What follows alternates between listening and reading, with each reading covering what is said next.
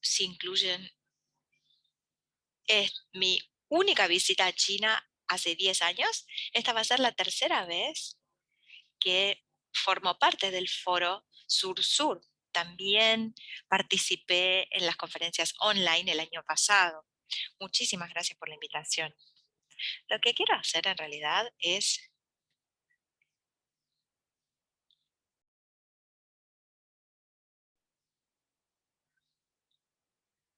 básicamente presentar el debate sobre el futuro del capitalismo, tal como ha sido sus rasgos característicos de los últimos 18 meses, con la calamidad de la pandemia de la COVID-19 que ha caído sobre la humanidad. De hecho, una nueva vuelta, una nueva ronda de los debates especulativos sobre el futuro del capitalismo, desde el nivel global hasta el nivel de los estados nacionales, ha estado con nosotros desde hace bastante tiempo. En ese sentido, hay un elemento como de déjà vu en estos debates, porque de alguna manera recuerdan aquellos debates que fueron expresados durante la crisis financiera del 2008, que fue que fue llamada la crisis global más severa del capitalismo desde los años 30, pero también auguraba el regreso del Estado y marcaba el final del capitalismo. Se pensaba que marcaba el final del capitalismo de libre mercado. Por parte de esto lo mencionaron dos intelectuales de diferentes tradiciones, Eric Hobsbawm por un lado y Martin Wolf por otro.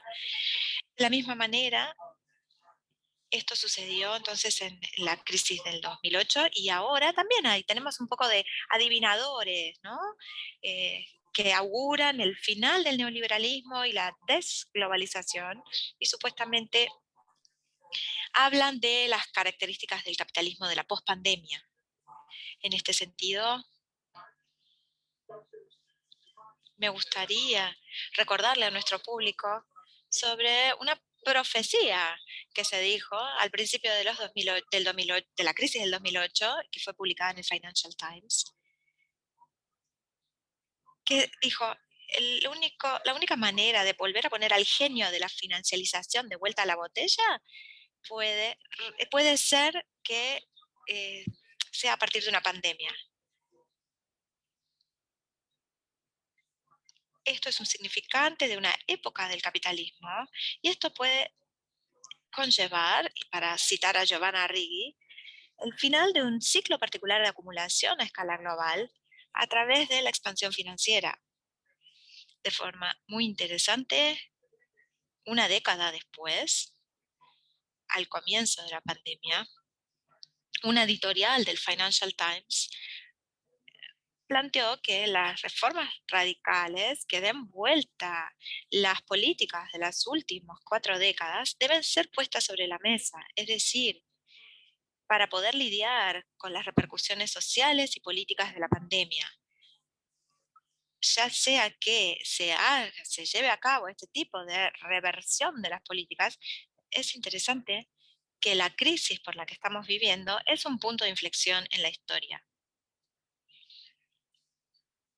Creo que estos comentarios son significativos desde que comenzó la crisis iniciada por la pandemia, pues esta es una crisis particularmente de reproducción social que ha sido gobernada por la financialización bajo el neoliberalismo.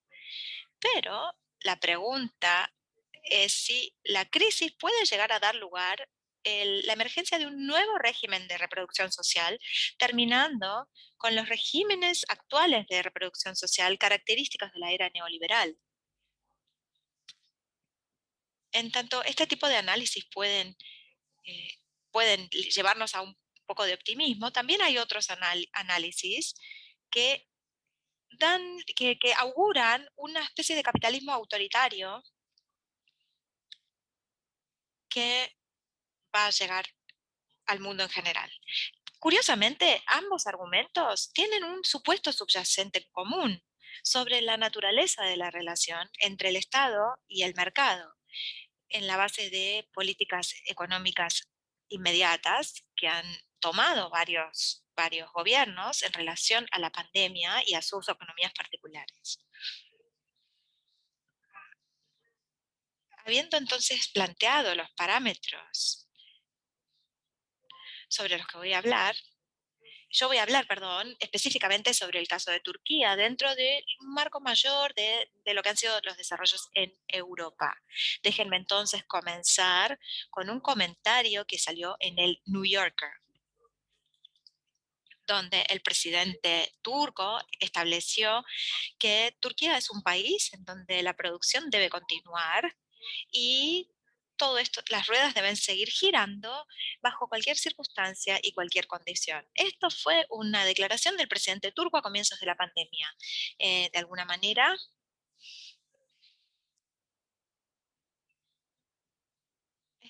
es un objetivo que va a perseguir, pues a comienzos de este año, él argumentaba que la pandemia, junto con las dificultades y algunas escaseces y problemas que esto constituyó para la población, también abre nuevas ventanas de oportunidad, dijo él, particularmente para las empresas turcas que de alguna forma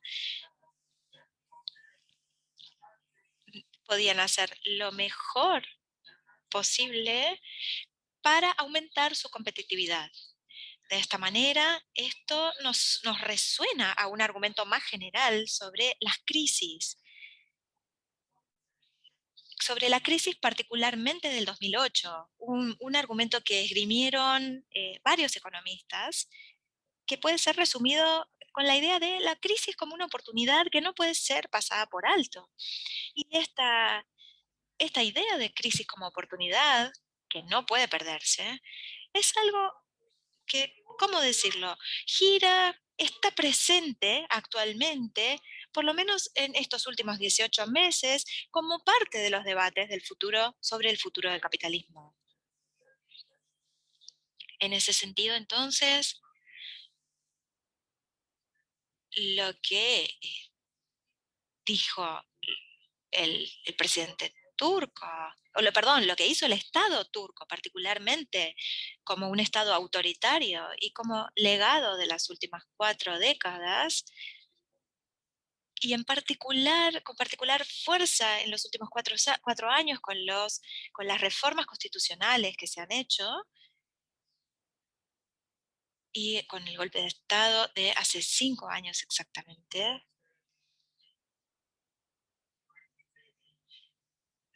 lo que se dijo es que el estímulo del Estado turco es que las empresas no esenciales no deben detenerse, restaurantes, entonces junto con la educación, las instituciones educativas de todos los niveles se cerrarían, pero los trabajadores debían ir a trabajar todos los días. Aunque desde el comienzo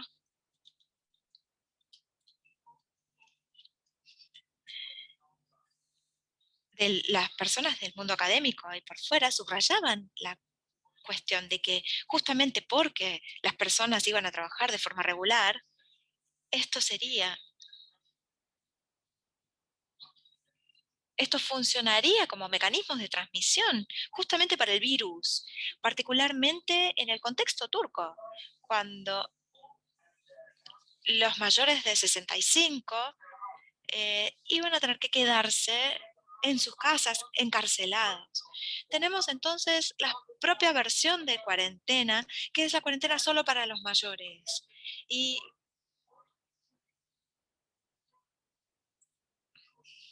y los jóvenes, sub 20, sub 18, en general, entonces lo que sucedió de hecho es que los trabajadores serán los transmisores del virus en la medida que el número de casos se fue multiplicando. Fueron entonces los transmisores, los trabajadores que nunca pararon de trabajar. Lo que sucedió también es muy interesante, ¿eh?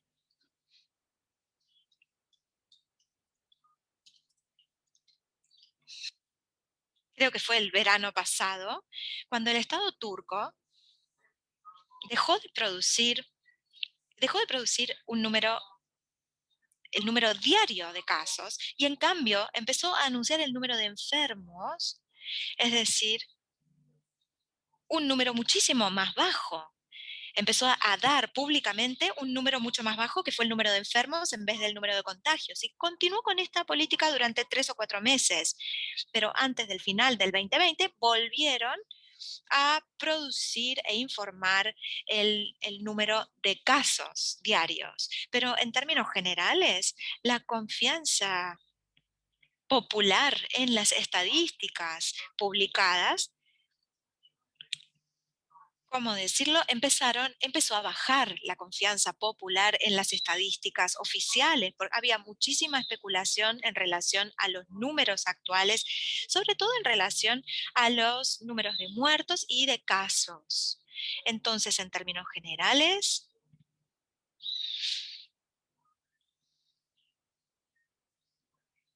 tuvimos el caso en el cual el presidente, que representa el Estado y personifica el Estado, él lo llama mi Estado, resistió resistió cualquier intento de implementar una cuarentena verdadera, una cuarentena real, como sucedió en otros países europeos. El presidente resistió esto y de forma muy interesante creó una situación en la cual la economía turca,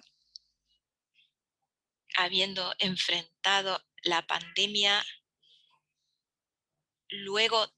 habiendo tenido que enfrentar la situación de pandemia luego de una crisis económica de 2 años, creo que mejor resumen es de un artículo del FMI sobre Turquía publicado a principios de este mes. Simplemente voy a leer algunas frases, algunas oraciones de ese informe. Cito: en los años que llevaron a la pandemia, la Turquía empezó a ser cada vez más dependiente del crédito externo y de la demanda de estímulo. Este crecimiento se acompañó de muchos déficits financiados principalmente por deuda, para eh, dirigirse a las necesidades financieras. El crédito por parte de los bancos,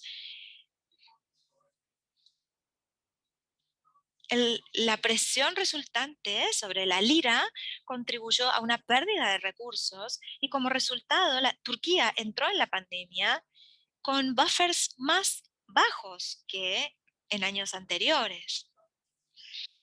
Esto subsecuentemente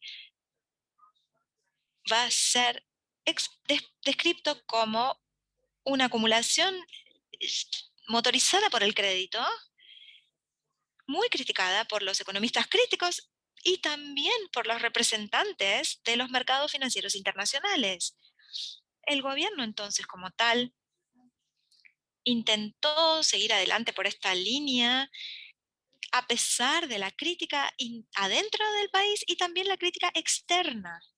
De alguna manera, entonces,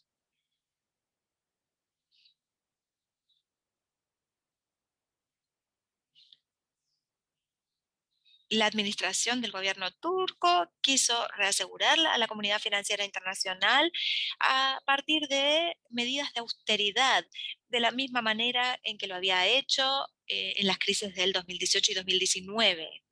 Pero entonces, más que ofrecer apoyo social o seguridad social para las poblaciones que lo necesitaban, dependió de los bancos públicos para otorgar crédito. Y una variedad, también una diversidad de mecanismos ingeniosos, así llamados ingeniosos, se pusieron en marcha. Por ejemplo, la regulación para presionar a los bancos del sector privado a entrar en esta expansión del crédito. Hasta el presente no adoptó ningún acuerdo relacionado con el FMI. Esto de alguna manera, esto de alguna manera trajo mucha crítica y muestra el cambio de estas medidas de política, el péndulo entre diferentes políticas y, y durante los últimos años. Y que fue descrito por aquellos críticos como una crisis que se produjo de alguna manera a sí misma.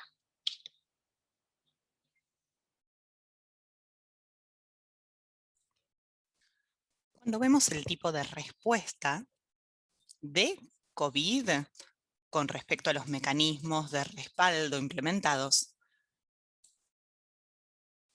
vemos que es una decisión política. Se puede ver como una decisión política en donde la selectividad del Estado turco fue tal que aumentó la deuda tanto del sector corporativo así como de las personas del sector residencial de la sociedad. En este reporte que mencioné, lo cito, los legisladores tuvieron que lidiar con la economía extendiendo nuevos créditos para las empresas pequeñas y medianas y para hacer préstamos también para los trabajadores individuales. De cierta forma, entonces, podríamos enmarcarlo dentro del marco europeo más grande, específicamente comparándolo con el caso británico, en donde la noción de Fair Law fue incluido desde el comienzo de la pandemia, en marzo de 2020, por parte del gobierno de Johnson. Descrito como medidas sin precedentes para una época sin precedentes, en donde el Estado pagaba subsidios que cubrían hasta un 80% de los salarios de los trabajadores, si las empresas lograban mantener los empleados en vez de despedirlos, viendo que la economía estaba por entrar en una recesión. En ese sentido, esto no ocurrió en el contexto turco. Podría entrar en muchos detalles comparando los ejemplos británicos y de otros países europeos, pero por una cuestión de tiempo no lo voy a hacer ahora. Lo importante de todo esto es que todo este debate produjo al mismo tiempo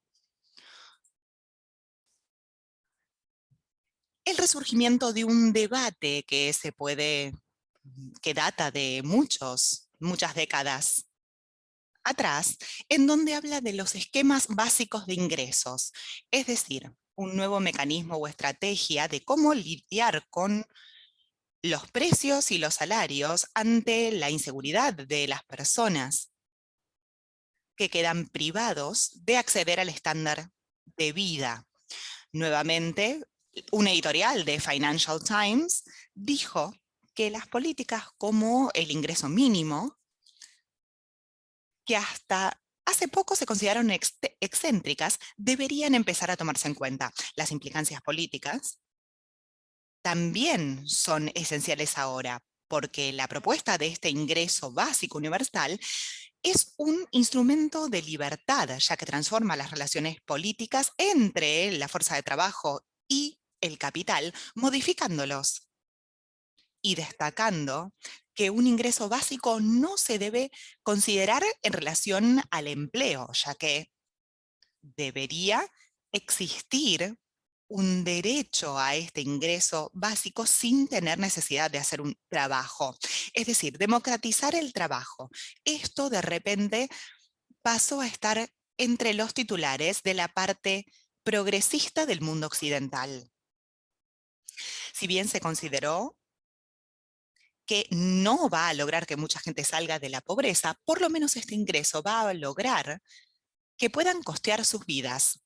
Sin embargo, una política de este ingreso mínimo en la nación ha comenzado a ponerse en práctica por el gobierno de coalición izquierda en España y trataron de reproducirse en otros casos como en Portugal, en Italia, diciendo que era la única forma de avanzar, mientras que los oponentes, los opositores de estos esquemas de ingreso básico dicen que va a ser más difícil para los trabajadores que se organicen de manera colectiva y que va a aumentar la brecha, las diferencias.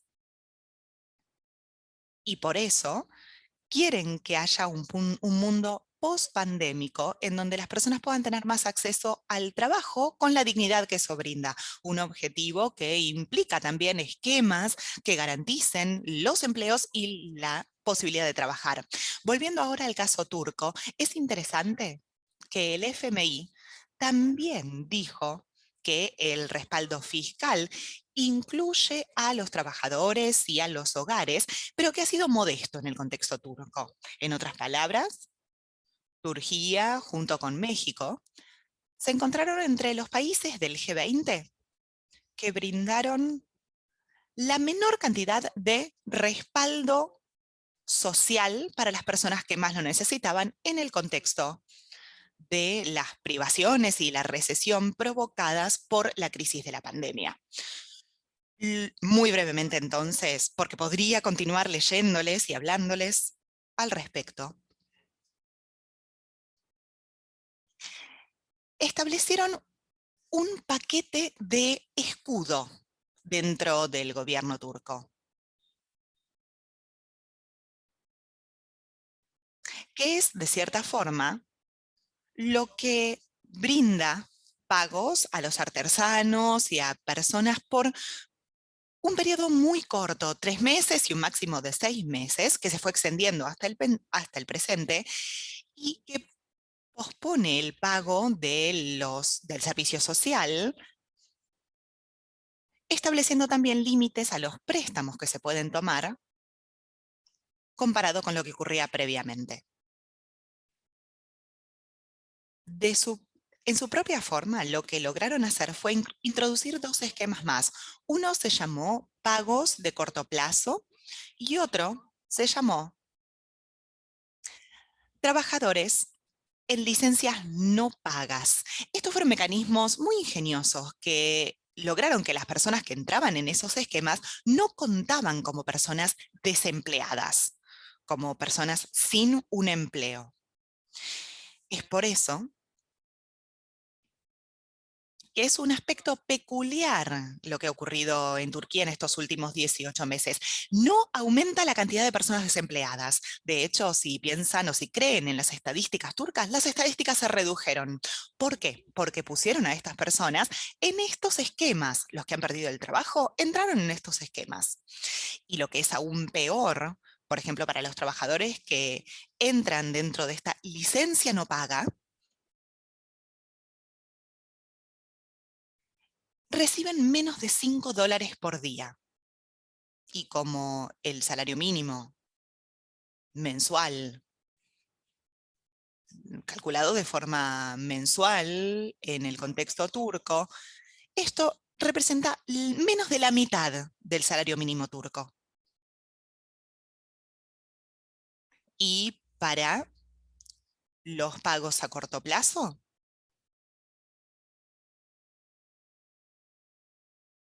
fueron los que resultaron siendo preferibles para los trabajadores porque les permitían a las personas al menos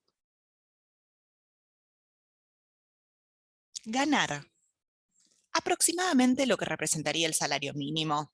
Pero la cantidad de personas a las que les dieron esta oportunidad fue decreciendo con el tiempo y cada vez hay más demandas de mejorar la capacidad o el marco para que las personas puedan pasar, o a los que se los identifica como trabajadores con licencia no paga, que se los reconozca como personas que al menos necesitarían recibir estos pagos a corto plazo. Entonces, ¿qué es lo que ocurre? A las personas no les queda otra opción que pedir préstamos. Préstamos, o sea, tomadores de préstamos en vez de trabajadores. En este sentido, se dijo que 1/5 de la población de Turquía entraron dentro de este marco y quedaron caracterizados como los más vulnerables, los que tienen necesidades continuas. Es una forma de gestión del gobierno dentro del contexto turco. ¿Cómo estoy de tiempo? ¿Me queda tiempo? Quizás 5 minutos más. Ok, muchas gracias.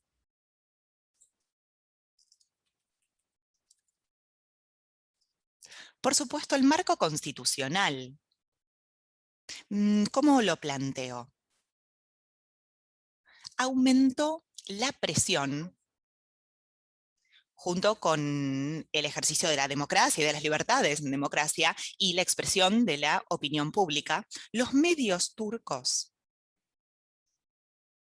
en control completo por parte del Estado, aceptaron, excepto algunas excepciones, algunos diarios y algunos canales de televisión, y los llamados medios sociales, es decir, las redes sociales. Existe una variedad de relatos que mostraron resistencia o protesta contra las implementaciones del gobierno.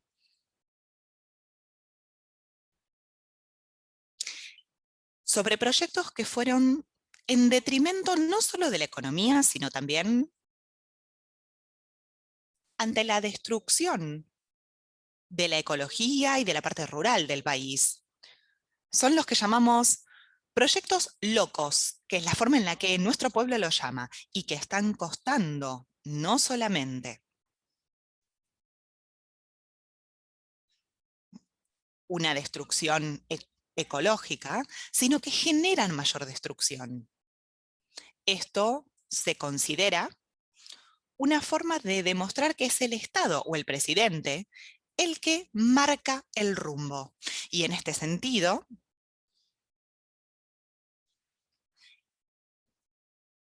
hay algunos sitios, algunos lugares geográficos en donde el grupo local del pueblo trata de armar protestas y de oponerse a estos proyectos, pero se oponen a las fuerzas de seguridad turcas. Por eso les preguntaba cuántos minutos me quedan, porque me gustaría contarle a la audiencia un episodio de resistencia particular que ocurrió hace una década y que muestra las formas características en donde el Estado turco, incluso antes de este cambio a una forma más autoritaria, trata de utilizar las estrategias contenidas dentro del criterio del área laboral. Por ejemplo, la privatización que ocurrió en la primera década del siglo XXI tendió a hacer que las personas perdieran no solo sus trabajos, sino las ventajas sociales, ya que eh, también aplicaba a los empleados de empresas. Y esto generó, durante este proceso de privatización, por parte de los monopolios de bebidas y de tabaco del país, llevó a miles de personas a ocupar calles en el centro de Ankara en 2009 y 2010. Esto se consideró el despertar de la clase trabajadora turca y generó mucho interés y una gran reacción por parte del gobierno. Pero también mostró la forma en la que un Estado autoritario puede tratar de reprimir cualquier tipo de resistencia. Y lo considero importante porque también destaca,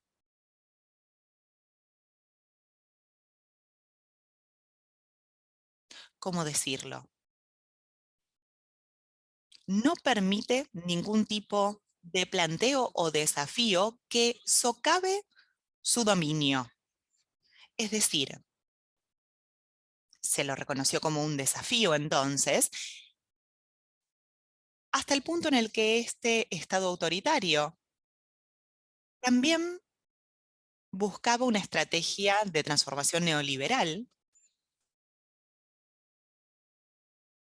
o por lo menos su versión de hegemonía neoliberal, pero al mismo tiempo implica una crisis de los sindicatos, del grupo de trabajadores. Y una década después, de forma muy interesante al comienzo de la pandemia, un banco extranjero que trabaja, que opera en Turquía, diría que para lidiar con la crisis, porque es necesario, erosionar el poder de negociación de los trabajadores. En Turquía eso ya no sería un problema, porque el poder que tienen ellos ya es mínimo. Entonces, en el cual el contexto de precariedad y mayor desempleo,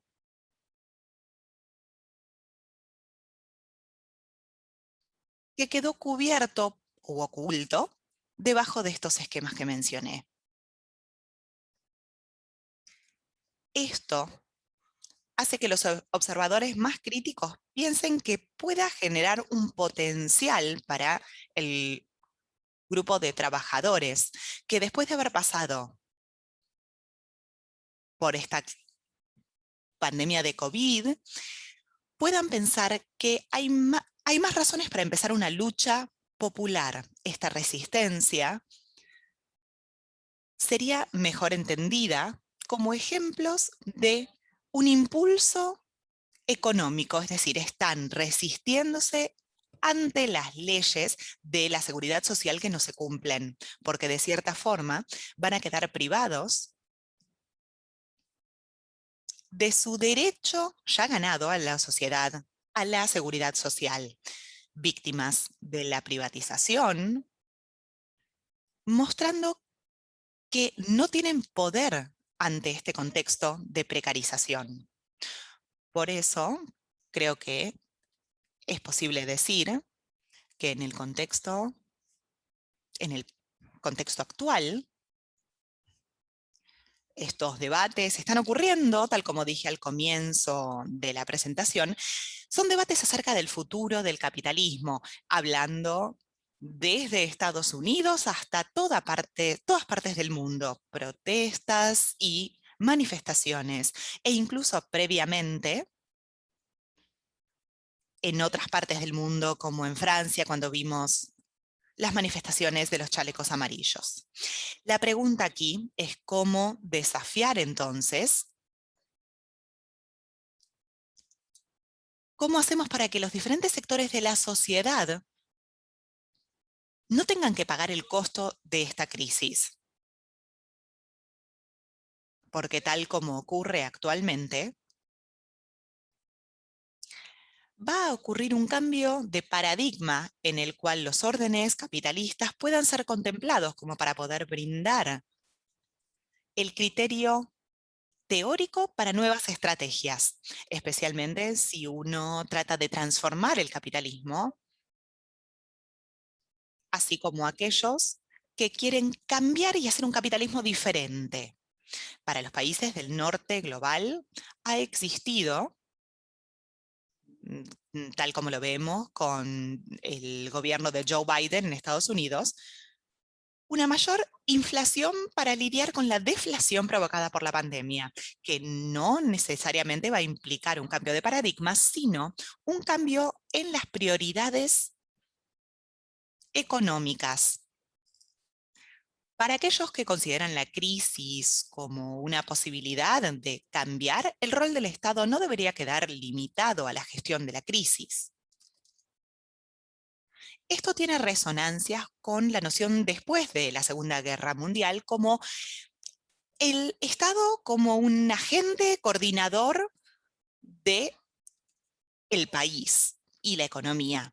Esto es lo que ahora creen que se necesita es un enfoque más orientado a la parte ambiental, a un esquema de ayudas y cuya terminología nos es familiar, pero nuevamente que el Estado pueda generar mercados para poder brindar un crecimiento sustentable, sostenible a futuro.